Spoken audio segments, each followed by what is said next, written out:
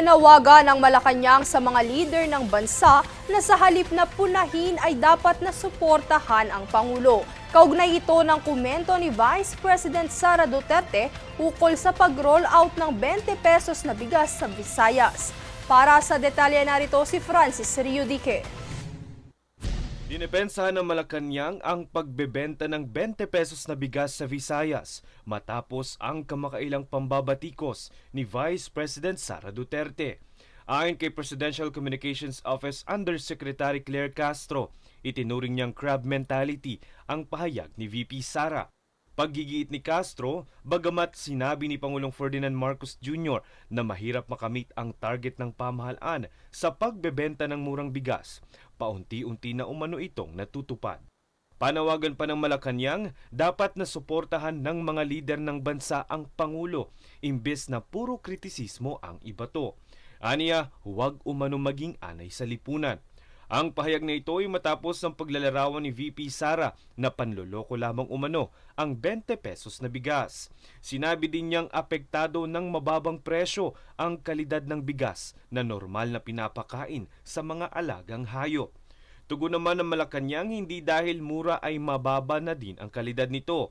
Aniya, pareho ang kalidad ng naturang bigas sa binibenta sa presyong 33 pesos kada kilo. Ipinaliwanag naman ng administrasyon na marami umanong stock ng bigas sa Visayas, kaya naman dito sinimulan ang pagbebenta ng 20 pesos na bigas. Francis Riudique, nag-uulat para sa Golden Nation Network. Matapos ang monitoring na isinagawa ng tanggapan ni Senator Raffy Tulfo nitong kamakailan, nagpatuloy ang pagdinig ng Senado hinggil sa pagtugon sa mga kakulangan sa serbisyo at kalagayan ng mga terminal sa bansa. Naritong ulat. Kinuwestiyon ni Public Services Committee Chair Senator Raffy Tulfo ang mga pay toilet, sira-sirang mga pasilidad at kagamitan ng ilang mga terminal sa bansa. Ito ay matapos ipagpatuloy nitong Huwebes ang pagdinig ng komite para talakayin ang mga kakulangan at problemang kinaharap ng transportation sector pagdating sa pasilidad at mga terminal sa bansa.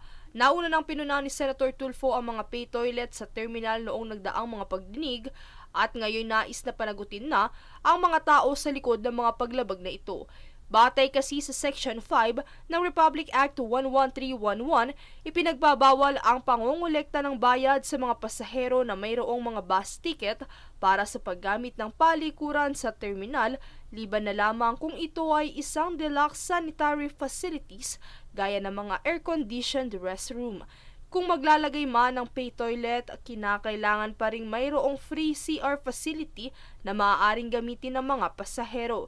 Sino man ang may-ari na lalabag ay pagmumultahin ng 5,000 pesos sa kada araw ng bayulasyon batay sa Section 7 ng naturang batas. Sa pagdinig, isiniwalat na ang monthly fee na ibinabayad ng bawat unit ng bus sa Cebu Terminal ay 12,000 pesos, bukod pa ang 250 pesos terminal fee at 75 pesos para sa bawat arrival. Kaya naman dismayadong tugon ni Tulfo. Tatlong taga. And yet, free CR, hindi nyo kayo may provide? Bukod sa mga palikuran ay tinalakay din sa pulong ang mga issue sa mga pasilidad at kagamitan ng ilang terminal sa bansa gaya na lamang ng mga electric fan na bagamat matindi ang init sa umaga ay pinapagana lamang ang ilan dito tuwing gabi. Ilan pa rito ay ang mga sirasirang piyesa ng bus na delikado para sa kaligtasan ng mga pasahero. Issue rin ang mga kakulangan sa glass breaker at fire extinguisher bilang emergency equipment sa oras ng aksidente sa biyahe. Bunso dito mungkahin ni Tulfo sa Land Transportation Franchising and Regulatory Board at Land Transportation Office na kailangan nilang magsagawa ng inspeksyon sa mga certificate ng mga mekaniko para masiguro ang kalidad ng kanilang tungkulin. Pagtitiyak naman ng ahensya na kanila itong tinutugunan, sa katunayan nila ay naglabas na ang mga ito ng isang show cause order para sa mga kumpanyang lumabag at nakaschedule ang pagdinig sa April 30. Dahil dito ay pinaalala ni Tulfo na kaniyang babalikan ang naturang mga terminal sa ilang mga buwan para muling i-monitor kung nagawa ba ang mga ipinangako ng mga ito sa pagdinig. Princess Castro, nag-uulat para sa Golden Nation Network. Fully operational na ang pinakamalaking public-private partnership hospital sa Pilipinas, ang Makati Life Medical Center. Naritong muli ang aking ulat. Pinasinayaan na nitong Huwebes ang Makati Life Medical Center, isang public-private partnership hospital dito sa lungsod. Ang ribbon cutting ceremony at blessing sa grand opening ng ospital ay pinangunahan ni Makati City Mayor Abigail Binay kasama ang asawa nitong si Makati 2nd District Representative Luis Campos Jr., mga doktor at stakeholders. Matapos nito ay nagsaboy sila ng mga barya kasabay ng pagbendisyon ng pari sa mga bagong bukas na pasilidad. Sa maikling programa, ibinahagi ni Mayor Binay ang mga hamon na kinaharap ng ospital sa mga naglipas na taon. Simula nang ito ay simulang itayo noong 2012.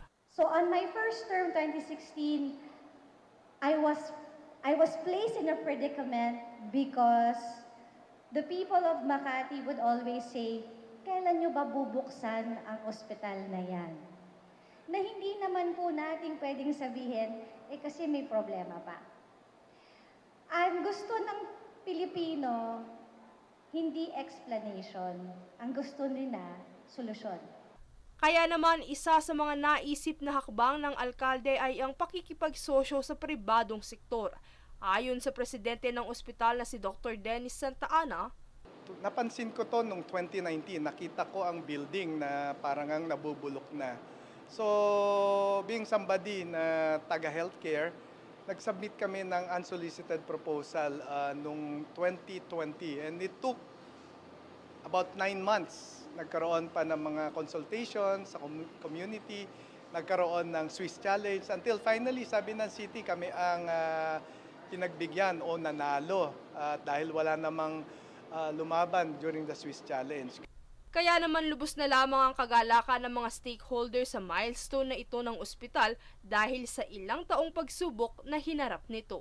At dahil partnership ito ng gobyerno at pribadong sektor, walang kailangang problemahin ang mga Makatizen na yellow card holders, gayon din ang ilang mga non-local residents na nais mag-avail sa serbisyo medikal ng ospital. Ito po ay libre ng City Government of Makati, parte ng kanilang programa. I think it's called the Makati Health Program or MHP.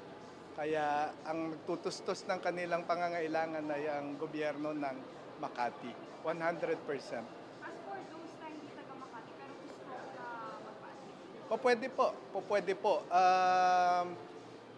Advokasya po ng grupo ay tumulong sa gobyerno na i-roll out ang mga pondo. So may mga pondo kagaya ng MAIFIP na nagagamit. Mihingi po kami ng guarantee letter kaya wala po kaming tinatanggihan. Ayon pa kay Dr. Santa Ana, ang naturang ospital ay hindi lamang isang pag-asang nagbukas para sa mga pasyente, kundi isa rin itong plataporma ng pagsusulong ng advokasiyang kumalinga sa kalusugan na nakaangkla sa productivity ng pamumuhay ng isang komunidad. Just recently, because dun sa aming idea na i-integrate ang ospital sa primary care at iba pang serbisyo sa healthcare, aligned dyan sa universal healthcare, napansin ng Healthcare Asia at binigyan uli kami ng award. So nakakataba ng puso. Mula sa dating limitadong serbisyo na para lamang sa outpatient, tumatanggap na ngayon ang ospital ng mga inpatient services. Princess Castro nag-uulat para sa Golden Vision Network. Sa layo ng Department of Information and Communications Technology na may patupad ang ligtas na digital space, inilahad ni Secretary Henry Aguda ang dalawang hakbang ng gobyerno. Una na rito ang pulisiyang Good Vibes sa internet na layong magtatag ng mapagkakatiwalaang online environment. At isa pa sa kanilang hakbang ay ang cyberterrorism classification kung saan sinabi ni Secretary Aguda na dapat ituring na terorista at hindi lamang basta hacker ang mga nang-aatake sa mga ospital, utilities at pampublikong serbisyo. At dagdag pa niya, hindi ipagsasawalang bahala ng gobyerno ang ganitong gawain. Sa nalalapit naman na halalan, tiniyak ng Department of the Interior and Local Government o DILG na ginagawa nila ang lahat ng hakbang upang matiyak ang mapayapa at ligtas na eleksyon sa bawat sulok ng bansa. Yan ang balitang hatid ni Jade Buhoy. Mula sa masusing pagbabantay sa mga election hotspot hanggang sa paghahanda ng libo-libong security forces, puspusan na ang koordinasyon ng mga ahensya sa pamahalaan para sa eleksyon ngayong taon. Ayon sa Department of the Interior and Local Government o DILG, 62 aktibong grupo na ang sangkot sa matitinding political rivalry ang patuloy na minomonitor. Ilan sa mga ito ay nasa ilalim na ng kontrol upang maiwasan ang posibleng karahasan. Habang sa kabuuan, mahigit 137,000 personnel ang itatalaga sa mga voting centers upang tiyakin ang seguridad mula pre-election period hanggang sa bilangan ng boto. Sa kabila ng paghahandang ito, inamin ng DILG na patuloy pa ring nagiging hamon ang mga insidente ng election-related crimes, bagamat ayon sa datos, mas mababa ang bilang kumpara sa nakaraang halalan. Batay sa tala, 9,411 na ang kaso na naitala ngayong taon, mas mababa kaysa sa bilang ng election-related crimes noong 2019. I just want to emphasize the incidents na nireport sa atin ay tinututukan. Yun nga ang sabi ko na once hindi ka agad masolve ay lumalaki ito na nagiging talk within the social media pag hindi na-solve yung crime. But nevertheless, we are following the due process of law, yung proseso na pag-imbestiga at mabigyan ng hustisya. Hindi rin nalilimutan ang mga persons deprived of liberty o PDLs. May 393 special polling precincts ang inihanda ng Bureau of Jail Management and Penology o BJMP para sa mga nakakulong na botante.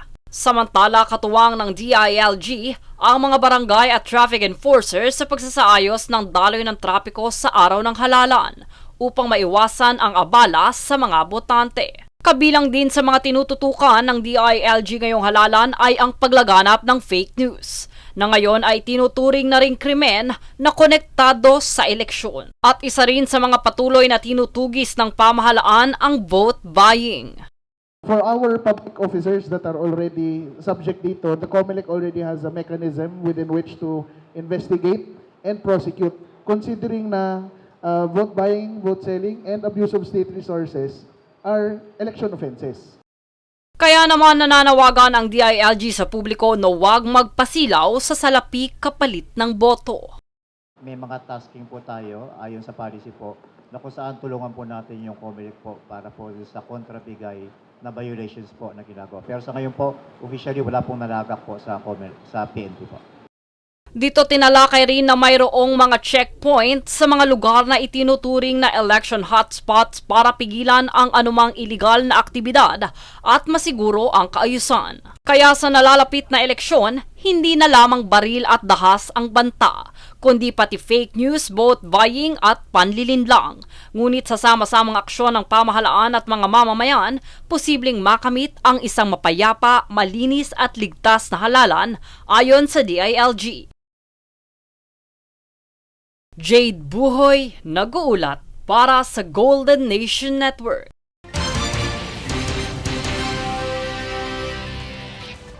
Susunod sa News Force. Former Vice President Leni Robredo inendorso ang kandidatura ni Senatoriables Manny Pacquiao at Ben-Hur Abalos Jr. US President Trump ipinanawagan sa korte na ipagbawal ang mga transgenders sa militar. Tennis ace Alex Seala, nagtapos na ang kampanya sa Madrid Open. Bigong madaig si Iga Swiatek. Manatiling nakatutok para sa higit pang mga balita sa pagbabalik ng News Force.